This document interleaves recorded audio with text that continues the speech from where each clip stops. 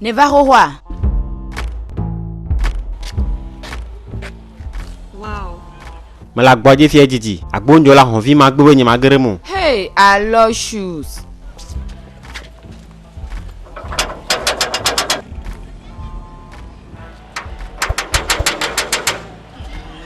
De kakui me le gblɔm be gere ma dɔn ge ne le. Enu ke nyi tɔ ŋutɔ ko mesena nu le to me. Hein? Hey. Chikwe madame, où est-ce? No vinye wonye na ke de mone wa gere me. Madame nye me nyo de ma te twa go jiji na mo de security be doa. Ona nyanya le me be na na me jesia me do hafi o vala gba po ma. Maswell me gabidio na mia gere me.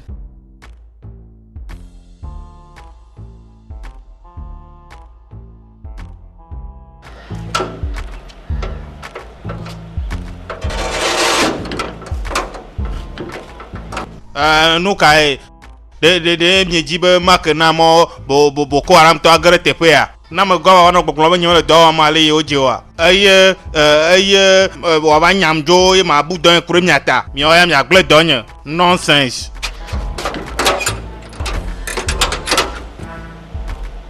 Mewe gbia. Mewe gbia. Hey, nou kele jojom le miaji. Non nye o gba mia to petit ya. Claire nyame ine gbia. Ana belebe chole papa bo drome. Ne hola sinye. Hey, no ti ya chochole dadawanu. Enyo ne nema. Miele nyama oge gabume. Emekwe azon. Made no vinye chofia mi. Ye bon konye Maswell. Miate yu be Uncle Mas. Medogbe. Uncle geole si betonye to eni. Oh, nyate pe a. Ha kpena o. Michel. Peut-être tu mao. Claire, choko tu as été top homme. Et bien va pas me le jodo pea. Ne bien va pas nous que bien on le bois si meda.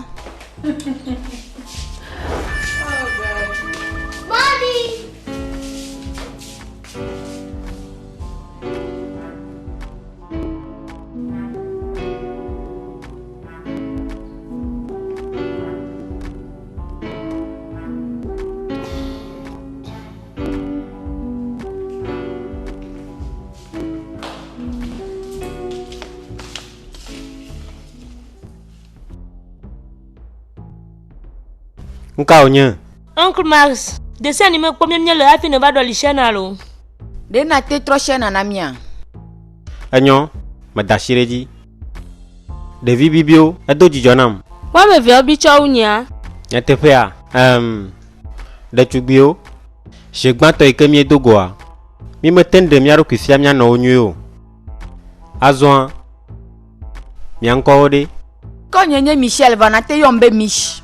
Me jana glanto na nyeba mere dibe ado megle jenama. Ke weare. Claire, imagine la de kunye fiama je veux. Bora Claire me ganya me mabuvio. Claire. Me do ta flache. Sigban to ikemi dogoa. Nyema nyanyi ko. Yata, maga khweve vio nesie. Uncle Mas, me bien nyanko nyore. Me nyanko ho sronye. Annabelle. Uncle Mas, ice cream do ajijwenam. Me chocolat le gbogboria. Ok, azwan me nyaba ice cream John Ajinao. John Ajina nyaha. Yata, le majiji mea. Oncle Maz. Le mia de chubivio plogue. Ide fiaseme. Ma place cream nami. Nka ma plena wea. Pizza. Enyo. Chips. Oh, chips. Azwan mido. Ice cream. Pizza. Le chips. Miga. De kwe.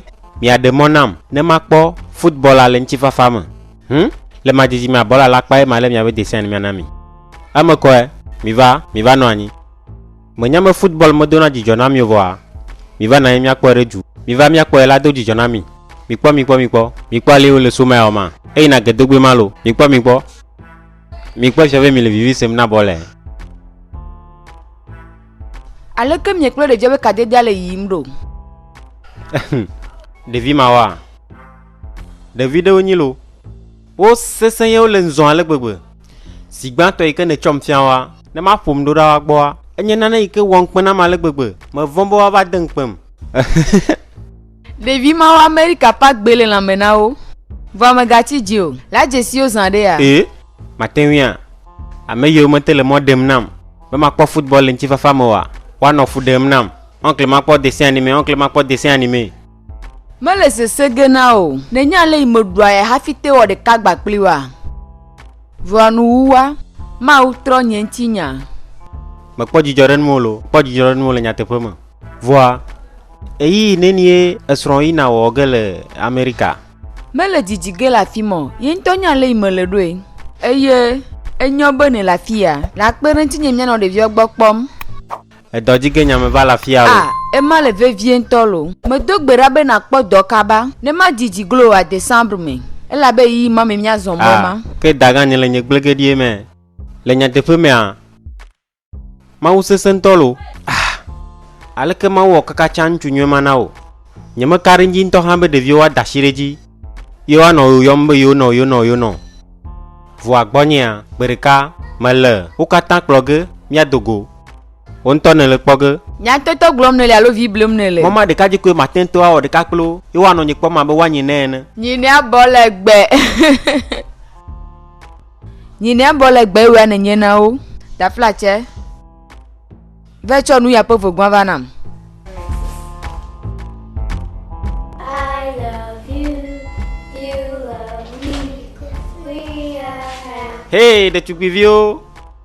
Nka wo miele. Uncle Mas, hola nye tobi enye sia. Hola do diare onye nam. Tobi me dogbe. Oncle Mas le gbedem. Oncle, Louis senye ya. Keke ado wenye sia. Enu ko dumu le gbogbo de. Ego menye be lab nan gbogbo ade me. Me chona nu du nyo nevoa edu monsieur. Uncle Max, Jessica nyenye sia. Eta klok polon podo ne soka kanyi so ekene jiaja. Oh ba vivolelem. Ya, ezembe le dolem vanvan. Ba foneda. Magati jo mi le fatika kpoge zanre ya. Okay? Nkata zanre ya. Ala ba nye mejibe wa kule gbonyo. Matela la dom zamu. Mele ebugo nesie. Okay? Mele kpoge. Amo kwe. Ke azwan. Mekele gbe soso adogo kle Oncle Mas. Enye.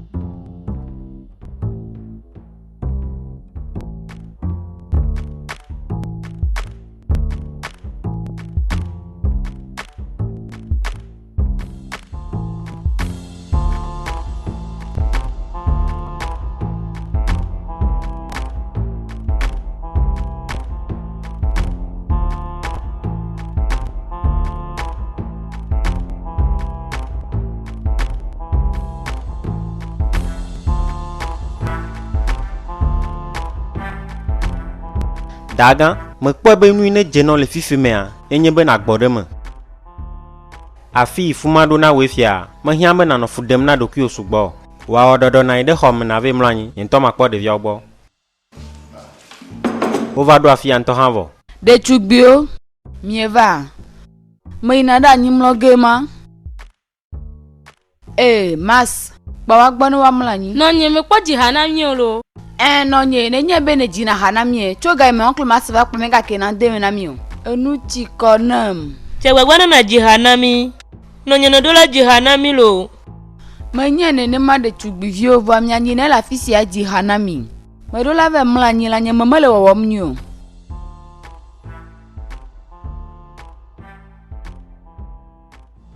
Uncle Mas nonyele la mesemea. Sure.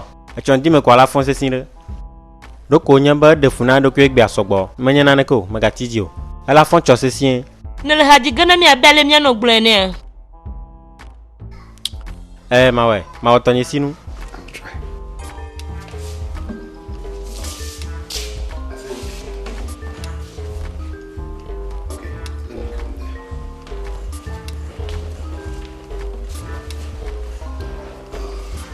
Egbe adodure ke me le kom ne me voa. Majawagwa, nye me nyali yo puna gitara nto hon voa. Ma hlo kwa ma tele notama.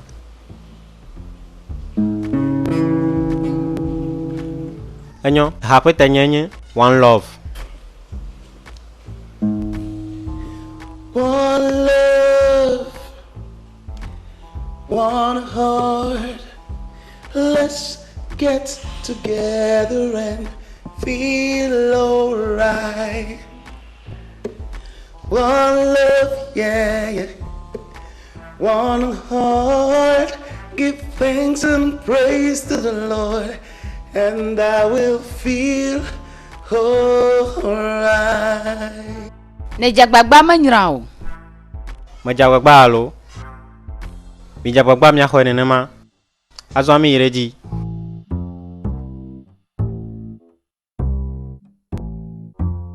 Mas. Menya gbagba yo jem ne le ple susube akpodo. Vanye be game me kpo inana de ko. Nkatanya. Va nkatanya onye.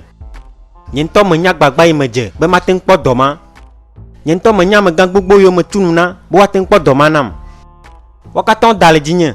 Ne chunu na me. Me kareji bo tro ga ono. Aleke watanye ne ma. Ega katan fian. Ega katan fian. Me tu ehefe na o. Ple susube makpo doma koe. Voa tepe ma ochona me bubu. Enyo jagbagba na le dokio. Nenya, me le gare jige na ucho. Abenu chueni ane hiaga ne na cho o hia o. Emekwe, menye be ma ula ji do adodore no le majiji me. Akpe dagan. Eye nu si anu le tepe no ge. Me unu iwo me le jodope anu majina de no nadu.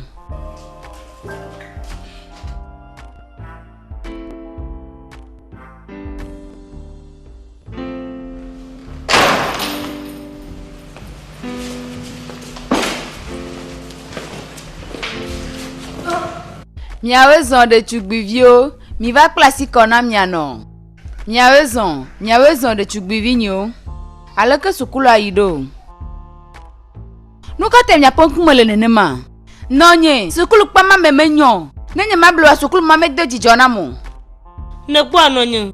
Sukulu vya mo bunamu, abo nume doji jona mo. Nonye meje holo ye yade de sukulu. Ye pen kwenye ala. Oh, sronye, nyanyere nyema, menyewe na gaje bubu zande ya.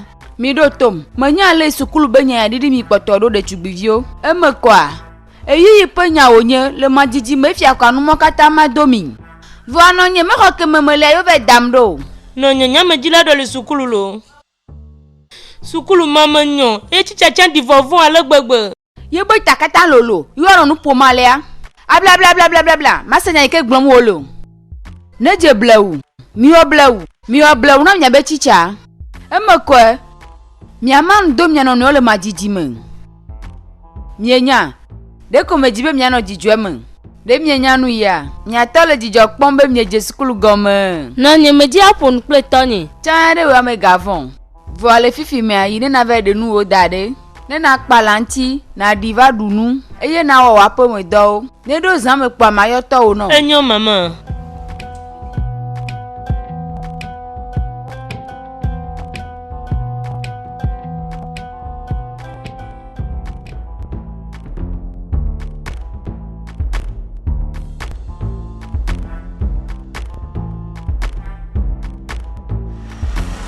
Moto note. Jelly. Maunye makanye Nye siya mate kwa kubi mako. nyoji so. Jiji. Nyamablo, fika neveti. Nya Jiji aronto onye vamali. Fika jila ode, mi kotola saba, mi kotola fima. Awo no nye veti Kenya ela be kpo do la fima. Eye nye ha mele gbo la fima. Ke nka wam ne valele Nigeria la fia. Hono nye invité na ipa anniversaire. Ele memera gbe aji. Ta mo gbon kaka wenye sia. Kana makura zamata wa nyamelo kpogore. Awore mo kpo ma wunto be mi ba dogwa. Ye we aden ka o ne valele Logosa. Makeve no Abuja ji dovoa, nyamete ko. Ye time ododo, trok bovachi dada nye gbole Lagos. Dada nye fa fima mele chole dojim, voa mele kpoge mauta. Magachi jone le dokpoge. Tepo uti anyi ne mtolo. Tepo China nye ha. Mele kaba ji mo to ha no te pom. Anyo. Nela nyo manam no bawa gamamea. Matem ava dazore dio. Enyo 22 25 22 35. Okay. Enyo akpe izade. Bye bye. Enyo Dijo izade. nyoba modogo. Bye bye. Anyo.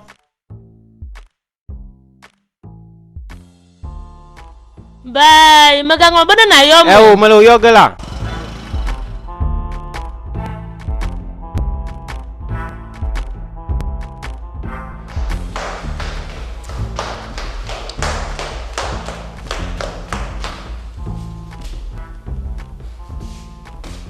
Uncle Mas, nunca le koko ya dino le kapo mwaji. Melen ngulum do da khon lo khwade, imo dogo egbe ya. Pene ne le holo wasi. Malek boblombe didi mi me ga dogo po. Yeta. Nka maten wona o. Mejibe na kpere nye ata chinam. Achi ikeme didio. Yeme popo han. De maten tanwa. Achika tongbi na makpo. Amangoti. Ye na te wanyakpo. Mawe kpo choroda. Ava joyi, nde shade meta kwa na hwane nema.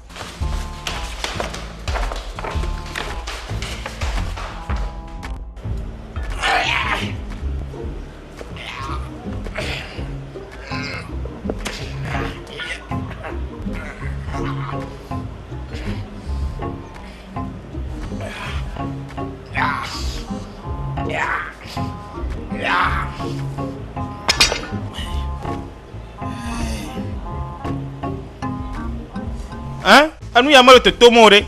Aja te tomore nka ozana fi ba boka me tone ne ma. Amanye kosira venye sialo. Na magbaro kuma baku.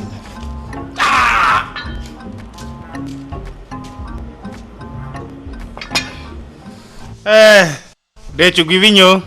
Laka mi fondo. Ça veut dire quoi? Mi totelo de mi le gblombo me fiami de tu guivinho le yovodoa. L'Amérique wa. Nko ojo fiami. De tu guivinho gomenye vinho, nyonu vinho, mi nglobo nya kurikuri wa o mi lema. Amaganda flache. Mi jila poka de la teng pere mianwa. Ameme tempo ne. Eya mere kama liya pere mianwa suton. Hey, yepe gomela we no kia we sonnerie ne. Bo nya igbom nye la nyamale de ke gomo semle mo. Mi kpo nya igbom nye la mi gbon le gbe ke gomo nya ha ma te senyire mi gbon le gbe mama. Mi sia, mi me do na gangbo, mi me do na pogbe a. Mi do mi apo jumo we gbe, ne nya nglo be firi wa ke gbom nye le. Claire, aleke mi wate de gomene.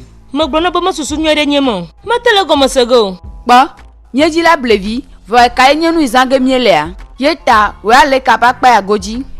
Ye Claire o ha hovelia.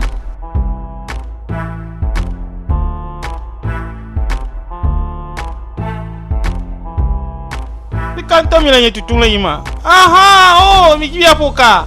Ya glo be kapogo yole. Okay. Jango. Leke mi jibe nero, ne ireke alo ne ireke. Jango lo ba okuru moto.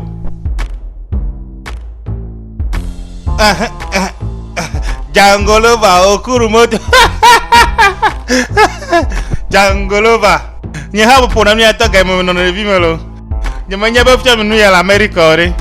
Ka gbalu nya mi jo na ya challenge. Jangolova okuru moto jangolo.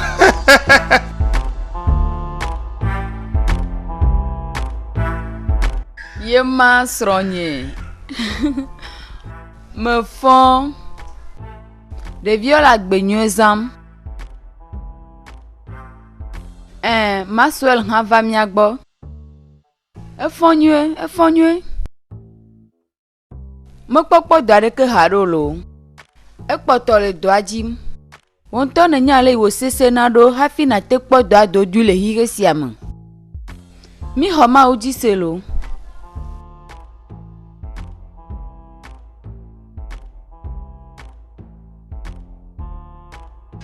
Ao, tɔnu mate. Enyo. Srɔ̃nya leke ne fɔ le afi ma ɖo. Kaka me ne le gbɔgbɔ ge.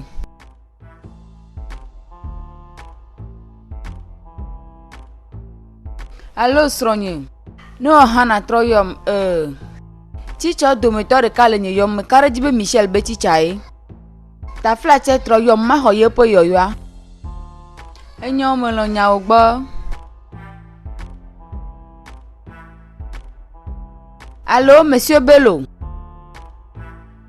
Aleke mie le dzi ɖo? Enyo. Nuka Michela. Aleke na te kɔ washi dzi apoto me na tsitsa o. Nɔnye epom ta ye. Ye ta. Mekpɔ mɔ wɔ nu mo. Mate na wa le tufa.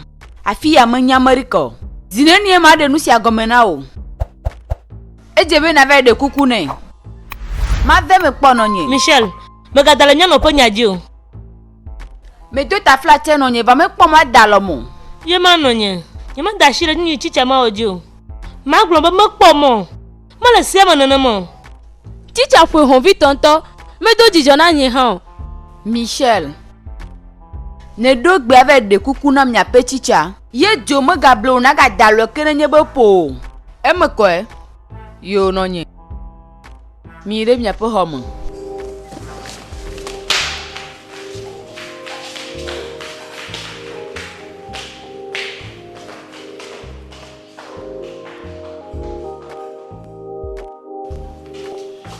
Michel, me ka em ne le? Me le miatɔ yɔm be woagbɔ va woakpɔ tsitsa ma gbɔ na mi. Wonte ne nye be miatɔ hã me le asi da ge ɖe dzi o lo. Dɔme le nye vem. Ike mianɔ gbe be ma kpe ɖe mia nu wa. Ma yɔ tɔ nye bohu. Ne nye be miatɔ me le vava ge o. Nye bena ele kaka dzidziƒe ɖa. Mekam o. Eɖo la trɔ gbɔ va. O ma te do vlom ɖa yame nene mo. Me xɔ se be miaƒe nya le me. Fika na bela ŋutɔ hã ɖe. Ma kiki ɖevi ma ne me le ƒe nu le mo wa. Edzi ne dze me no ne sia. Numa me gale me va ge ko. Va ne miablevi kple Uncle Max. Me xɔ se be manɔ abe mianɔ ene o. Yewo nye be nɔvi kple dada yewo nye. Edzi me le nye dzɔm ku ɖe mianɔ nu o. Enyo nenema. Edzo ne dze me megabi dzi ko.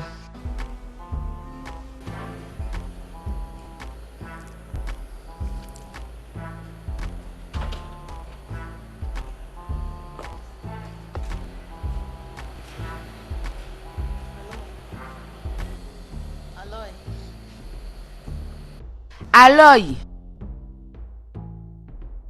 Nko nyenye chiko sili. Manya be ŋkɔ nye tsikɔ si le vɔa ne nye be na dza trɔ zu madam vɔ ta manɔ yɔm nenema zi ɖeka. Maxwell gbɔvɔa. Kpɔ mekpɔ trɔ gbɔvɔ lo. Nɔviwo ma le afɔbara zɔm mekpɔ gbɔvɔ. Vɔ ŋutɔ ne nye be gamedzi me dana lɔ le. Kaka eruyɔ me dana lɔ xoxo vɔ. Ezã gandre pea. Me wo nya gbonu dzɔla. Aloysius. Ŋutɔ ne nya ale mi dze nu sia gɔme lo. Me le bɔbɔe o. Menya. Ye te nye me klẽ na kudo. Nɔvi nye be nu ham me le. Me wu nenema o. Mawu ne wɔ ne ɖagbe ato tso afi wo yi ame lo. Kpɔkpɔkpɔ le nyateƒe mea eƒe nya ya ele gavi ɖem le tome lo. Eɖe gavi le tome. Ŋutɔ ne nya ale yi ke alɔdɔdɔ le très important ɖo lo. Aloy ta fla tse. Dzagbagba ne na hua gbɔ ne nenye be trɔ gbɔsɔ afi wo tsoa. Ezã ne nyɔnɔ. Ma ho agbɔ ne ma hui ne. Vɔ afɔ ma yi ɖem le ame do dzidzɔ na mo. Nenyi be akpɔtɔ nɔ edzi yim nenema ne me bi dzi ye me lea ma dɔe dogo la ƒe me ye wòadzo yi mɔdo dzi. Wòadzo yi afi yi ke wòtsoa wòatɔ dzi tso afi yi wòtsoa. Nu ke nye ma dzo nɔ alɔ me gblẽm na me kpo.